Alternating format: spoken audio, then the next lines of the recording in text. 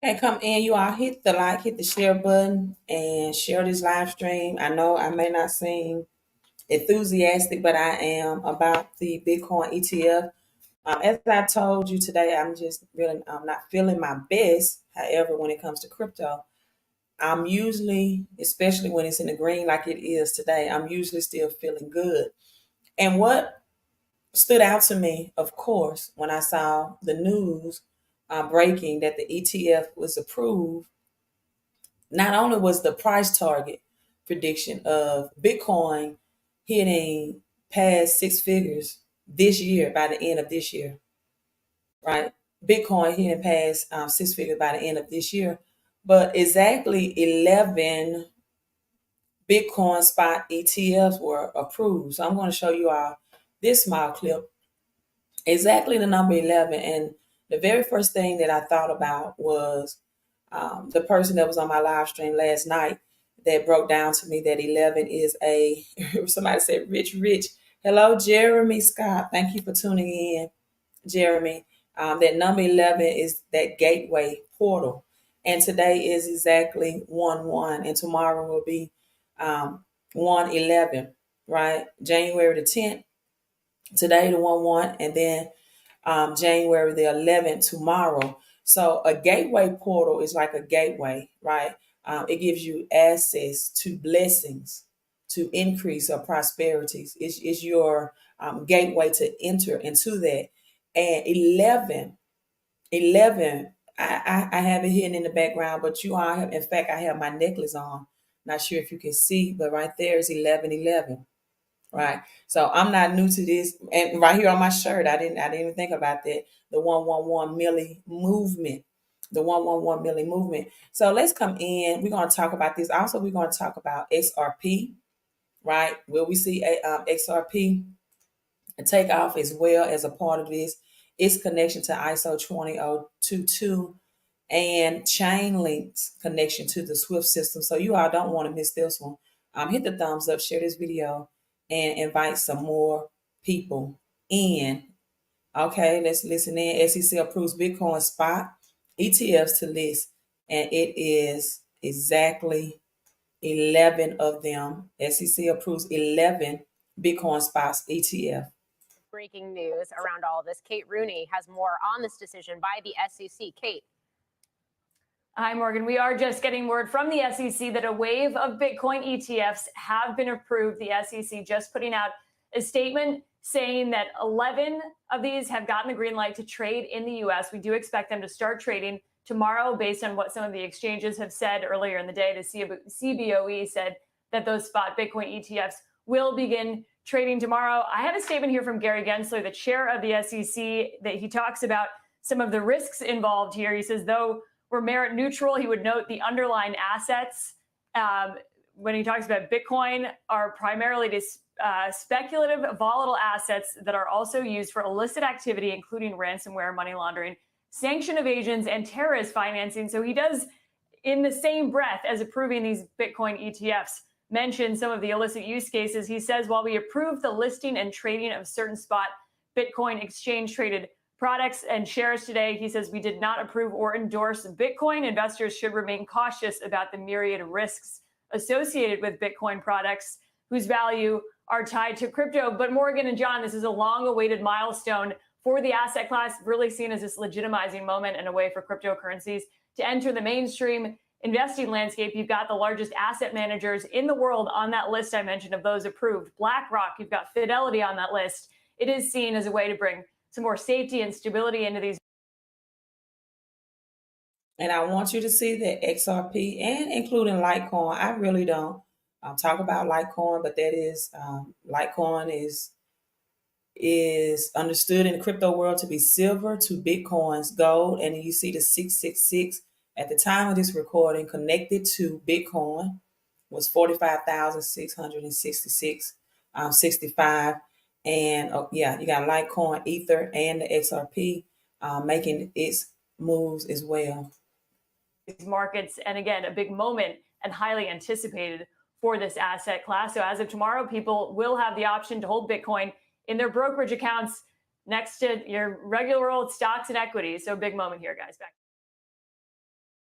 So what does that mean? Trillions and trillions of dollars of big money, institutionalized money is coming into Bitcoin. We're going to price some people out. I've been talking to you all about that, about getting priced out of Bitcoin, but looking at some of these alternative coins and not listening to these people that's telling you that this is too risky, right? Once the SEC approve it, once BlackRock, once you see Fidelity is offering this along with your stocks, and a lot of people, they don't want to really take the time to just study crypto. And so they will opt out to say, okay, I'll just let Fidelity hold it. I'll let, like they do my stocks, I'll just get into crypto this way. So I really feel, or no, I'll say it this way. Mr. T used to say, I pity the fool, right? Used to say, I pity the fool. And I really pity the people that listen to other people that told them crypto was not the way to go. In fact, in my opinion, crypto, especially for the middle class, and right now, you need to be earning six figures to really be middle class. That's always been middle class, in my opinion. It's upper middle class and lower middle class. And lower middle class, in my opinion, are people that make under six figures, right? If you're five figures gross, that's lower middle class. Well, you really need this right now to propel your way because of the gains that you get, the interest that you get. There's no quicker revenue and safer now at this point for people than Bitcoin and well, not Bitcoin, but just crypto in general. Because right now it is too late for a lot of people at $45,000. I don't care if you're telling me you're dollar cost averaging or whatever. Listen, if you don't have thousands to pour into this, and this is the same thing that I was telling people that said they wanted universal life insurance policies, you know, I'm like, no, if you don't have big money to pump into that, yes, people use that strategy to borrow against itself, like J.C. Penney, right? Big, but they had big money. They had thousands to put in there to pump. And if you are dollar cost averaging and you have hundreds, or you have under 10,000 to, you're not going to get the best return on your investment. You're not going to get high gains even if Bitcoin hits 100K, right? Because that's only a 1x, and in some cases it'll be a 2x return. But getting some of these other alternative coins that have low market cap, and that gives you more opportunity to get bigger gains, more return on your money. Now, this article says the Bitcoin price above six figures by the end of 2024. This is what CoinShares said. Let's listen in to see why this prediction was made as well. How did the industry react? What was the mood? Well, we walked into the lobby bar right as the tweet came out, and everyone was ecstatic. We've been idiotically pursuing this idea, this vision of creating an easy way for investors to access Bitcoin through a cost-efficient vehicle that can be traded right in a brokerage account. It's great for folks like my dad. My dad doesn't want a Bitcoin wallet. He wants to go into his existing brokerage account and get exposure to Bitcoin without having to worry about all the other details. So we're ecstatic. And then 5 minutes later, after all the drinks were ordered, very sad. But look, I think, if you were a screenwriter, like, you couldn't write the narrative of this industry. It's wild, it's preposterous, it's crazy. And so we'll see what happens today. And does that wildness, that preposterousness, that craziness also work against the industry in many respects when you got regular investors looking at whether to get involved in that, whether there's an ETF or not? I think maybe 5 years ago it would have. I think in the last 3 or 4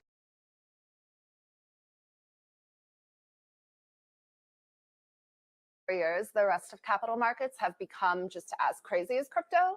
So it used to be crypto that was extremely volatile. Over the last few years, tech equities as volatile, and on some days more volatile than Bitcoin itself. So I think in the past, perhaps so, but as broader capital markets have really become more chaotic themselves with the advent and continued growth of social media, FinTwit, and also just the general insanity of macro lately, I think it's much less of a concern. And this sort of more than 150% rally in Bitcoin over the past year has in large part been underpinned about the excitement around this ETF as well. Is there any chance in your view that actually the SEC just flat out rejects these latest round of applications? To me, that wouldn't make sense. But you know what? Again, I couldn't write the timeline of this industry if I wanted to. So anything is possible. But look, the SEC met with issuers over the holidays. Clearly, there's time pressure here. They want to move forward. And lastly, BlackRock, Larry Fink, they are a really important part of US capital markets. They're incredibly close with the Biden administration.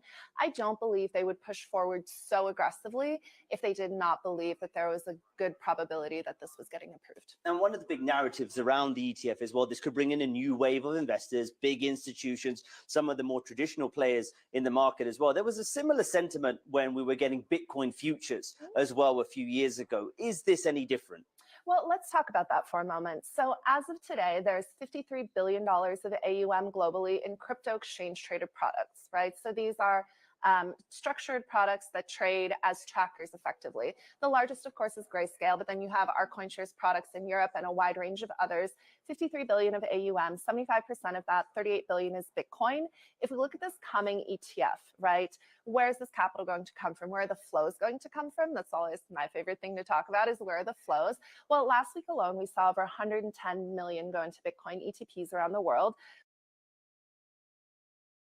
Wow. Did you all hear that? 110 million going into Bitcoin ETPs around the world. There goes that number again. 1. But 110 million going into Bitcoin. And it's sad. Most people are saying it's a scam.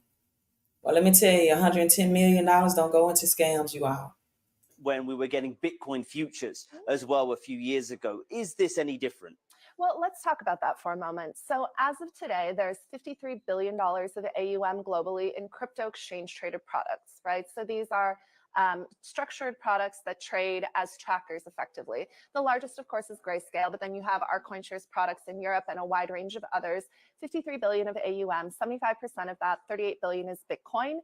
If we look at this coming ETF, right, where's this capital going to come from? Where are the flows going to come from? That's always my favorite thing to talk about, is where are the flows?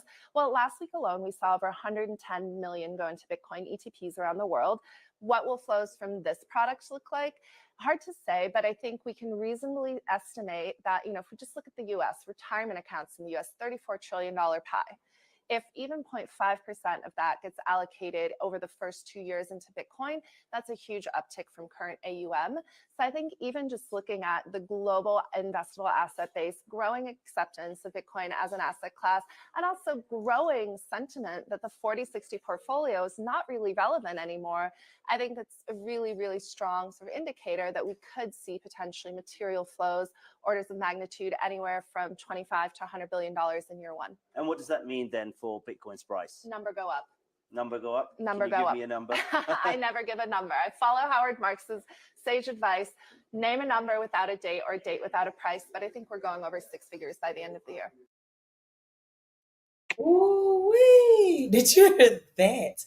6 figures by the end of this year for Bitcoin. And Bitcoin is the one, all tides. It's the tide that raises, excuse me, let me get this out.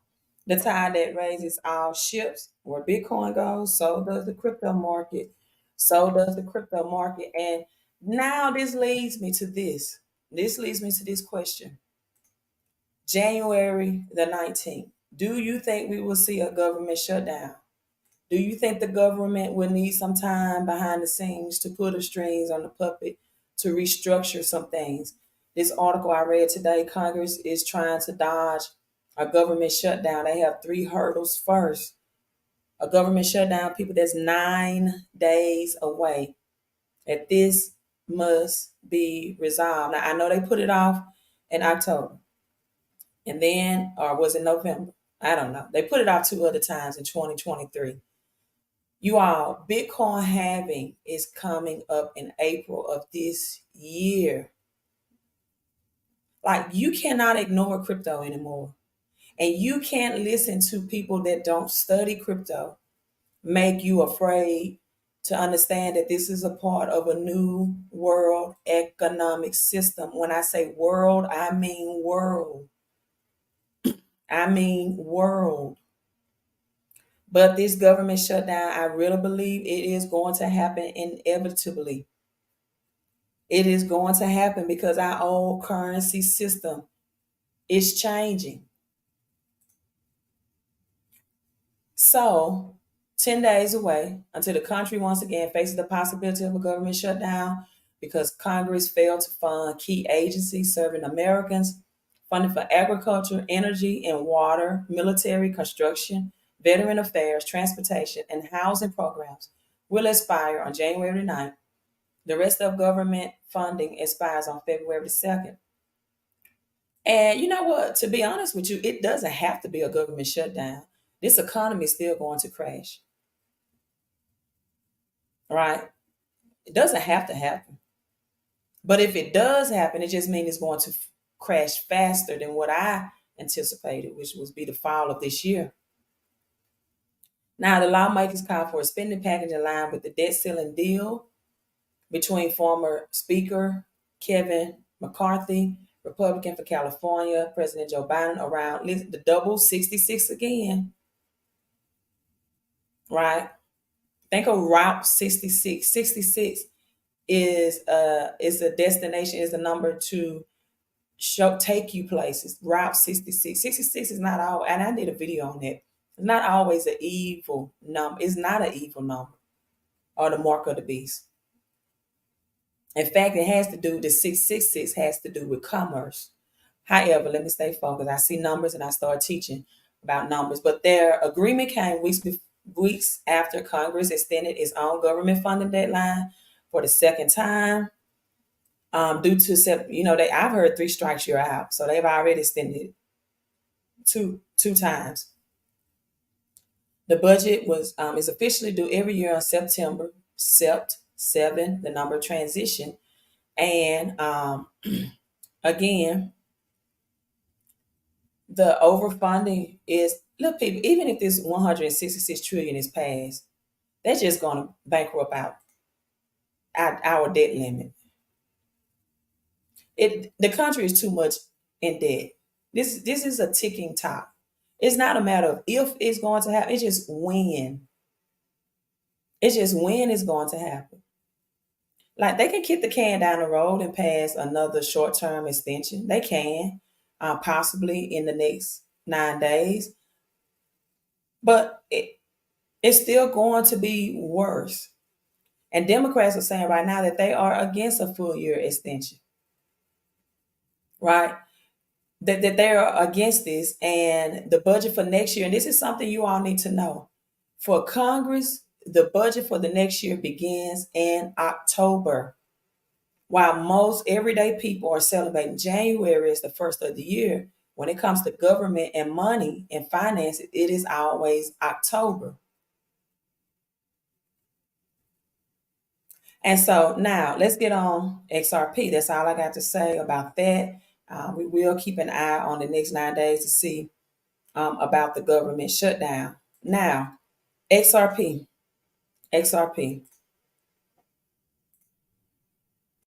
Federal Reserve's ownership of XRP, the start of a remarkable journey.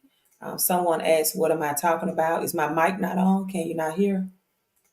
Or if you don't understand, I'm sorry. I'm saying it as elementary as I can. It's a joke behind the word elementary, but I'm saying it as elementary as I can, right? Federal Reserve ownership of XRP, the start of a remarkable journey. $18,356 per XRP.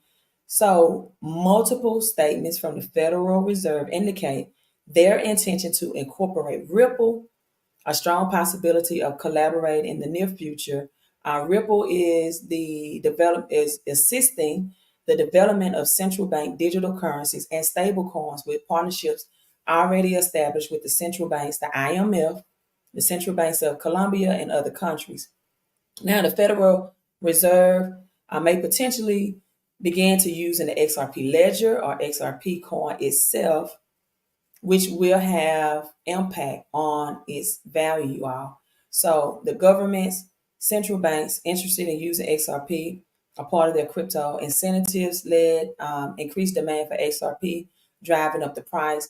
I did a live stream earlier, and I asked the question then, do you think that the government will buy back XRP for those who have it and holding, especially large quantities of it, from everyday people like they did gold in 1933, right? So the XRP value assessment is between the median of $12,822 and a mean of $61,231 per XRP. If all the money were to go through the XRP ledger, the value of XRP could potentially even reach higher than $22,000 per coin. So let me break this down for you all. My last live stream, I was not in front of my laptop.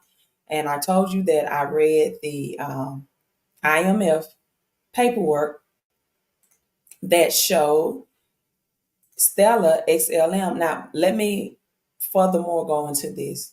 To be honest with you, Chainlink, Swift, XRP, ISO 20022 coins, they are interchangeable or intertwined. The Swift and Chainlink combination and ISO 20022, right? Let me see. Let me explain this as much as I can because I wrote it in my notes. Make sure I had a correct phone, first of all. So, Swift have been using blockchain technology for a while. Let's just go ahead and put this out here. Now, they are integrating blockchain capabilities along with ISO 20022. They are separate, the Swift and Chainlink and ISO 20022. They are separate, however, but they're very much intertwined in terms of their testing mechanism. I'm trying to say this as simple as I can. So Swift will handle the interbank transfers, the CCIP, and the CCIP is abbreviated for Chainlink's Cross-Chain Interoperability Protocol, CCIP. Chainlink's Cross-Chain Interoperability Protocol, CCIP. And it will complete interoperability between the source and the destination of blockchains, right? But this is where Chainlinks, the Oracle, and Swift connection comes in. So this will handle the bank to blockchain or into blockchain transfers. So I hope you are understanding. So they were intertwined, right? And the tokenizing is just a small part. And so this is where Chainlink and the Oracle, and I was telling everybody about Chainlink's part with the Swift, because we already have India that's saying, hey, we're off the Swift system. India and Russia are already exchanging in their currency for their commodities. So this article, IMF introduces new payment platform compatible with XRP, Stellar XLM, and central banks' digital currency. This is an article dated June 20th of last year of 2023. Let me look at this article. Okay, Ripple Labs, 500 million masterstroke buyback over IPE sends shockwaves. So this article is released today.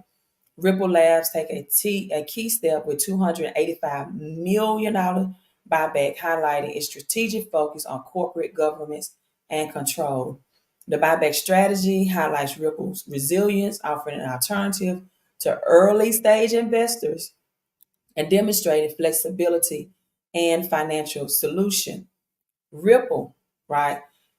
A key step in its corporate strategy, the repurchase of the 285 million stake from its investors and employees. Wow. They're about to be rich, rich, rich. The move, which is part of the broader $500 million strategy, includes the conversation of restricted stocks, including, now this is Ripple, not XRP, and common stock reported. Now, Ripple's choice to reacquire stakes represent a milestone in the business strategy. This particular milestone means that it's focused on investors' relations management. Now, the estimation of the Ripple's valuations is around 11.3 billion. 11.3 billion. So this is their financial restructuring that they're doing for the people that did the IPO. That's the initial public offering. They got in before it hit these exchanges so that retail investors, everyday people like you and I could get on. Now, the International Monetary Fund, what is the IMF? It is a global platform. This is what I'm trying to explain to somebody on one of my Facebook Live today, and I just blocked that person off my Facebook Live. This person made a comment, why should we be concerned about the IMF? We live in America. Well, because we're going through a global financial system reset. And so the global platform that would encourage central bank CBDCs interoperability across the borders. I'm going to say XC platform or crossing platform has been tagged, and the new platform is compatible with tokens like Ripple XRP and Stellar XLM. Notably, a fintech note has been released by the IMF. And speaking of fintech, you all, I did a live stream yesterday about getting in it, opening accounts with fintech banking. Bank of America, Wells Fargo, Chase, you want to get out of these banks right now, traditional bankings, because as this restructure is happening, a lot of people are having issues, not only with getting finances, but having their accounts closed for various reasons. But one of them is like a social credit score. Like if they don't like what they see on your social media. And it's taking people weeks and months at a time to recoup and regain their money. So look at my video, check that out on fintech banking. What I suggest is titled, my physical bank location was closed. Now, the platform is beneficial for both individual and institutional use. So we know that the institutional use will be XRP, the individual will be XLM. Before now, institutions were required to own a reserve account with a central bank before they can participate in cross-border transactions. But with the new platform, the trading of tokenized domestic central bank reserve is allowed. The current average cost of money transfer is sitting at 6.3%. There's that number 44 again, you all. And this amount to around $44 billion annually. You know, anything 44, Elon Musk purchased X or Twitter at the time for $44 billion as well.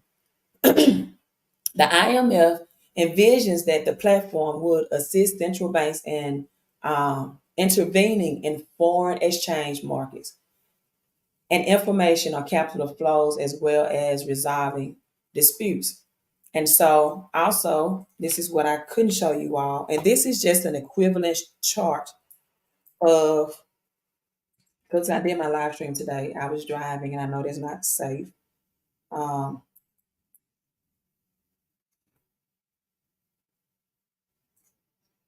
Equivalent chart of what these XRP ISO 2000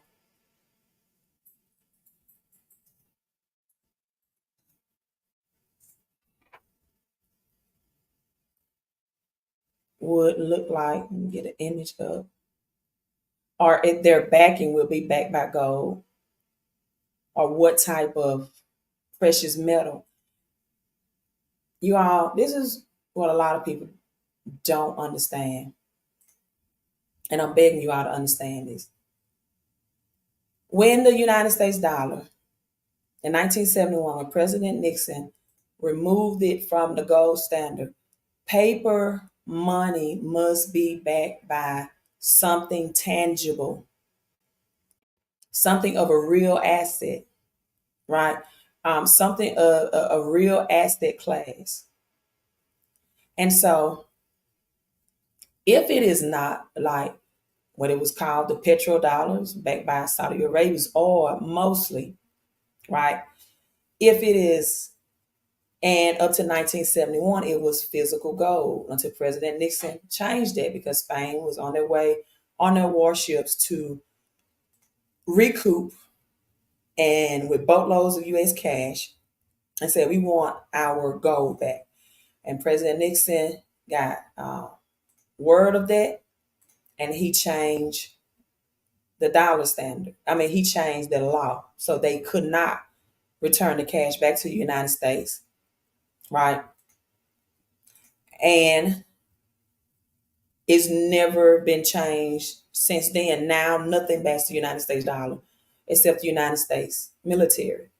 And its military is not strong enough to take on China, Russia, Brazil, India, South Africa, all of these countries combined.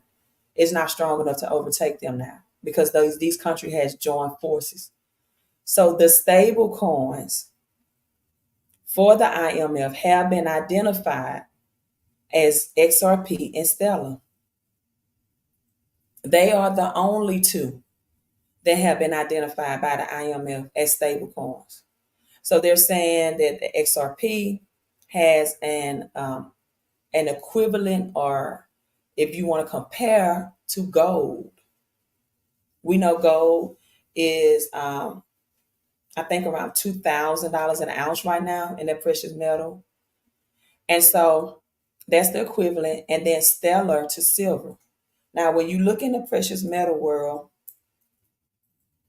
we know that silver and copper, as we see XDC, right, is undervalued, or the most undervalued asset in the world. That means that people don't know the value of having tangible silver, right? They don't know the value of having tangible silver. And silver is most needed globally for both industrial use and used as money. Silver can be used in Tesla vehicles, cell phone batteries, catalytic converters, RFID chips. And the same with copper, as SDC is equivalent or can be compared asset clarity and market liquidity as to copper, these precious metals. And then we have palladium. I think palladium price is about $1,000 right now. And it's another one. Not sure if it's showing this is entire. Let me get you out one that's showing the entire graph. So this precious metals and crypto and gold or asset secured currency of that backing. This is what the United States dollar does not have. The US dollar does not have right now. And this is why it's changing to crypto. This is why we're going digital money. In fact, on the US debt clock, and I did teaching on this months and months ago, it used to show the ratio of silver price for the year, and that has totally been reset already to zero. As you see, our national debt right now is 34 trillion.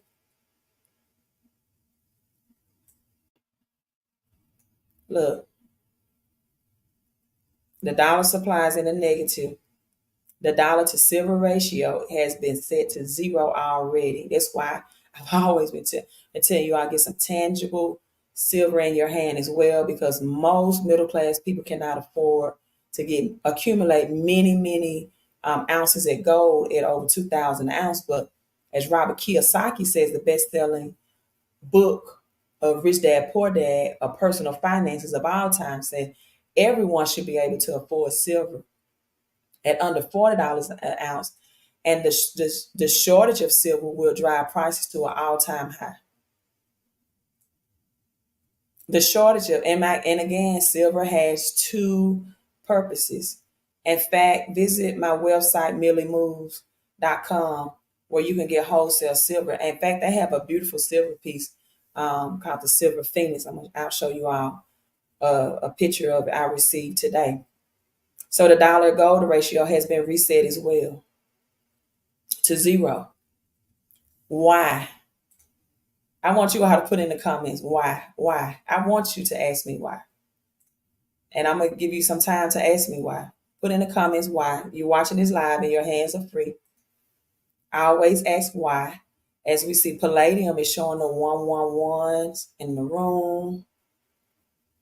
They still don't believe it. I really don't care. I'm not trying to convince anybody. This is me and my household I'm taking care of. I just educate. I don't convince. Let me say that again for the people in the back row. Right? I just educate. I do not convince. That's all I do. That's all I do. I just educate. I do not convince.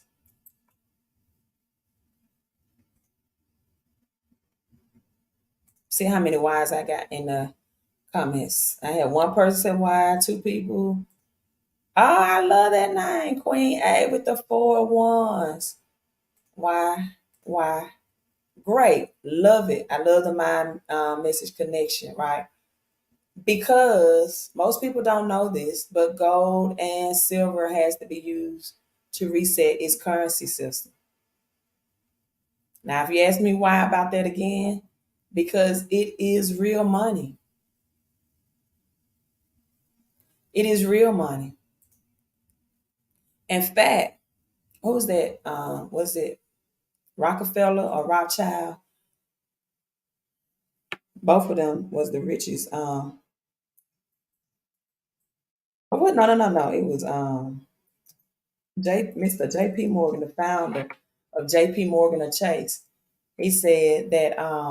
Let me show you all this quote. Gold is real money. 1912. And see, when you don't get this history lesson taught, once you don't get this financial education, you don't know what you don't know. Now, some people think that money is supposed to be taught in school. I don't necessarily agree with that. It would be a great thing if money was taught in schools, but I don't agree with that. I don't agree that money should be taught in schools. I think your basic reading, writing, arithmetic should. But the best place, in my opinion, or the best curriculum to teach about what real money is and how to get rich and wealthy is the Bible. So therefore, I think money should be taught in church institutions because the Bible tells you, and even in Genesis, that Abraham was very rich. And so people won't think that means spiritual richness. It even break down his assets, that he was very rich in land, silver, gold, livestock. The Bible tells you what real money is. The Bible tells you how to invest. The Bible tells you in Matthew 25 what happens if you don't grow your money, that you'll be cast into out of darkness where there's weeping and gnashing of teeth. And then this other famous quote: if people understood the banking system, let me pull that out. It is Henry Ford, the founder of Ford Company. These worth, Henry Ford, Rothschild. I mean, these were the gurus that own all of America's wealth during their era, during their time. And their name still is passing on. J.P. Morgan Chase, still passing on generational wealth. And that's in terms of what we need. So we need to learn from these men. They say it is well, Henry Ford said, it is well enough that people of our nation do not understand our banking and monetary system. For if they did, I believe there will be a revolution before tomorrow morning. People don't understand the monetary system and they don't understand the banking system. J.P. Morgan got rich because common people did not want to learn these financial principles. I will have common people come on here and say, the school should teach us about money. Listen, we have internet right now. There are books. It's no excuse. In fact, that's why Dale Carnegie is where we get Carnegie Hall. And Rockefeller, they let me see, let me pull it up because you have to show people, and it's not that I'm trying to prove it, but it's time we start looking at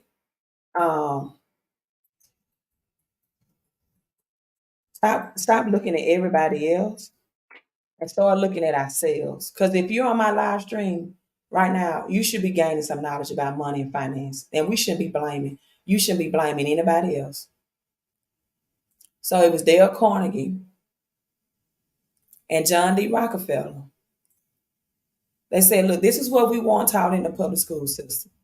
And we're going to fund the public school system. So to make sure that we teach people how to be employees and not entrepreneurs.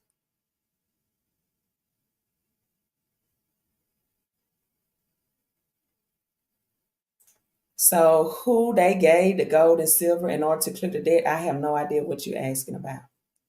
They didn't clear the debt. That's the problem. That's why these nations are turning against the United States now.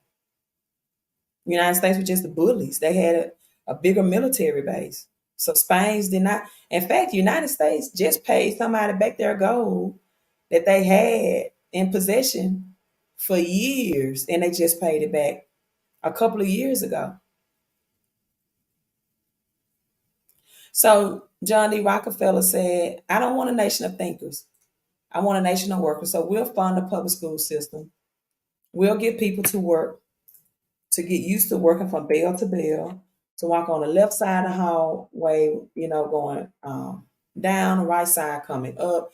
We want teach them to think with their right side of their brain, to use their creative minds, teach them to raise their hand, to speak, to use the restroom, to be indoctrined, to eat lunch for about 25 minutes a day. And we'll teach them everything except the secrets of the rich and wealthy. That way we can keep them poor and living paycheck to paycheck. Because by the time we get them trained real good, they won't have a creative mind and or desire to go out and learn this information, be self-learners on their own. Let me look this up, and then I'm logging off. But that's just XRP. I broke that down. I'm trying to find where America had.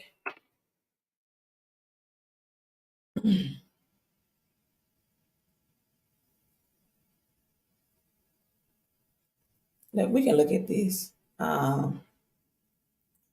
America has some countries gold, and they just paid it back to them.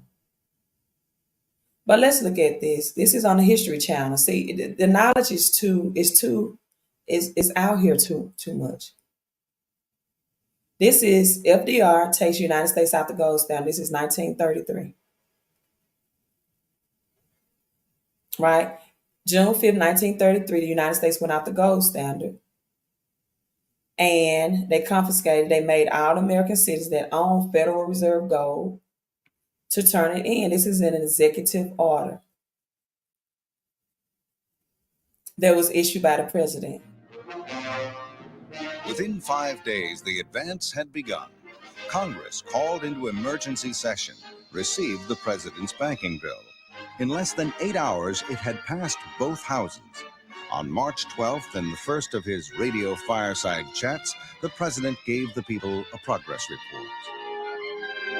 My friends, I want to tell you what has been done in the last few days, why it was done, and what the next steps are going to be. The bank holiday, while resulting in many cases in great inconvenience, is affording us the opportunity to supply the currency necessary to meet the situation. Let me make it clear that the banks will take care of all needs. And it is my belief that hoarding during the past week has become an exceedingly unfashionable pastime. It needs no prophet to tell you that when the people find that they can get their money, that they can get it when they want it for all legitimate purposes, the phantom of fear will soon be laid. I can assure you that it is safer for you to keep your money in a reopened bank than to... Not true. Not true. Not when safe for them to put their money in the bank. Some people still keeping their money in the bank. They think it's still safe. I tell people all the time, history repeats itself just off the rhyme. And it was a bank holiday that these changes happening. The banks was closed down. That's why I say it would not surprise me if a government shutdown happened in 9 days.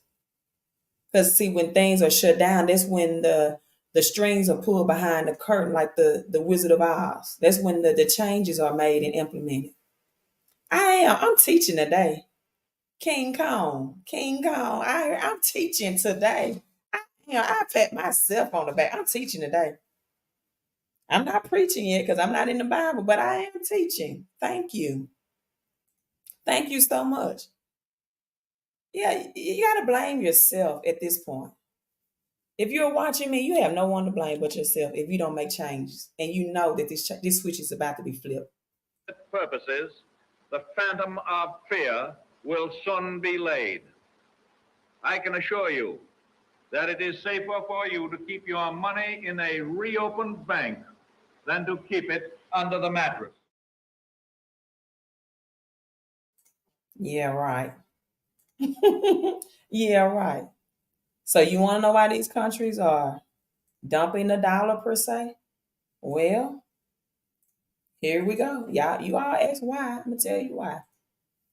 As trust in the U.S. Fails, countries want their gold back. They want the money back. And didn't Dave Ramsey tell you all that gold wasn't money, it was a commodity? Didn't Dave Ramsey tell you that? Didn't Dave Ramsey tell you gold was not money, it was a commodity? Robert Kiyosaki told you the truth about the monetary system.